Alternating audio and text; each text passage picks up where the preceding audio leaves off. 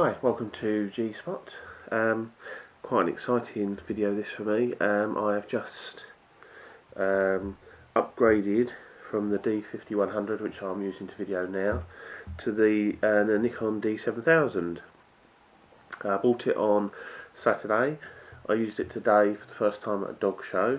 So a very difficult situation trying to photograph dogs jumping into swimming pools, basically. So I thought I'd just give you my first impressions of the D7000. Now, if you've seen my review of the D5100, there are a couple of things that I don't like about it, or not like, it just annoyed me. Now, one of those problems was having just a little lever here which locks the focusing point in the centre. So for me that's a big bonus, having it on the D7000. That was pretty much the major sort of gripe with the D5100, to be honest. Other than that, I can't fault it as a camera. So quickly onto the D7000. There's plenty of reviews already done, so I'm not going to go through bit by bit. Obviously, dual card slots, SD card slots is very nice. Pretty much everything you need to change is changeable on the fly with the dedicated buttons. The only one I'm not keen on the placement of is the ISO button is here. Now when you've got the camera up to your eye, it's difficult to use that button, and the sort of programmable buttons, which I would have preferred using this one here, called the function button, you can't seem to program that to to change the ISO. So that's just a very small thing. But other than that, you've got you can change your metering from matrix to spot to whatever. You've got your bracketing button there.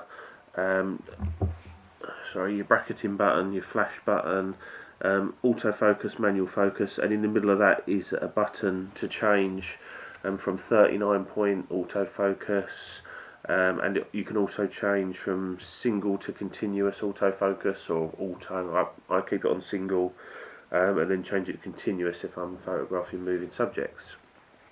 So that's all good. Plus and minus compensation button there. So yeah, pretty much all the buttons you need are there. I had an issue with, in aperture mode, the rear dial controlled the shutter and the front dial the aperture, which is not what I'm used to on the D5100. But luckily you just go into the menus, swap them round, and it's as I want it. So when I'm in aperture mode, the rear dial is my to change the aperture, and then if I go into shutter priority on manual, the front is shutter, rear is aperture. So that works really well for me.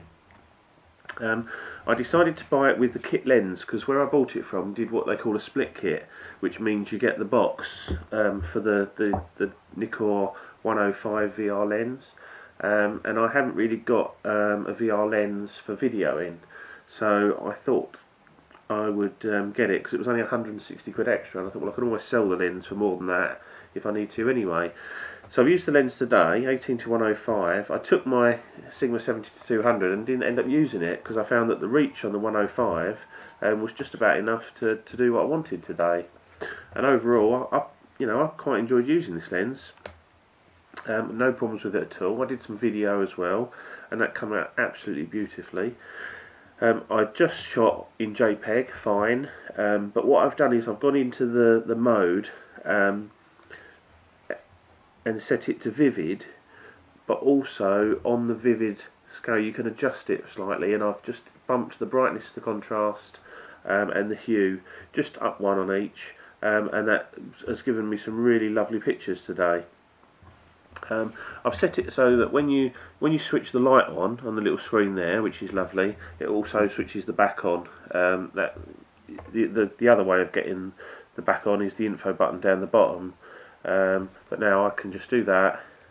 Do that. It'll flick the light on, and the back will come on as well. It's light sensitive, this, so this changes depending on the ambient light. But I say it's a lovely screen. It shows all the information you need when you want it, but it's not on all the time. It's not on as much as on the D5100. because on the D50-100 that was your only screen, whereas now on the D7000 I've got the top screen like my old D50, which has got pretty much all my display information. I don't review my pics when I've taken a shot, so nothing comes up on the screen because I think that just wastes battery, and you just see this like take a shot, everybody looks, take a shot, everybody looks. You know, you should be a bit more confident in what you're taking, and know that you're going to get a shot. You might sort of, you know, in 5 or 10 shots time, just have a little check, make sure your metering's on and everything's right. But with the auto metering of this, it shouldn't be an issue anyway. Got some user modes on the mode dial, which is nice. Haven't set them up yet, but I will do. I found when I was shooting in high mode, which is 6 frames per second, I was tending to take 2 shots every time. It's quite difficult just to take one shot unless you consciously bang and come off. But you can switch to continuous low, which I've got set up to 4 frames per second on this little dial here, or continuous or single. So that's nice and easy to change as well, not having to go into any menus. But I found continuous low was fine, continuous high when I was sort of motor driving, the dogs jumping in the pools. As for video, you've got the live view switch there with the record button in the middle. I mean, you can't really grumble about that. It all seemed to work okay. I did take a video today. I couldn't really see on the screen what was happening, so I had to pre-focus because, as you know, you can't autofocus without getting the sound of the autofocusing motor.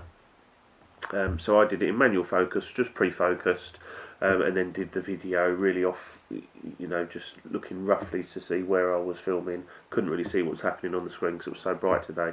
But as it turned out, the videos come out absolutely lovely. You've got your AE lock and your AF lock there. I've got that set to AE only.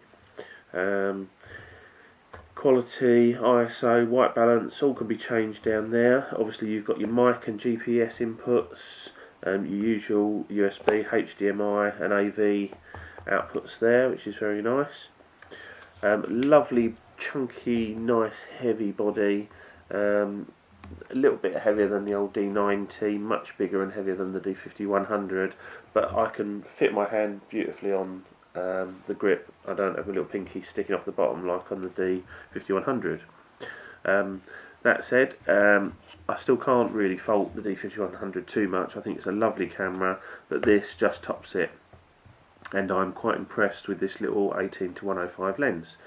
Perhaps when I've used it a little bit more, I'll do another review, but for now I'm absolutely well chuffed with it. Thank you.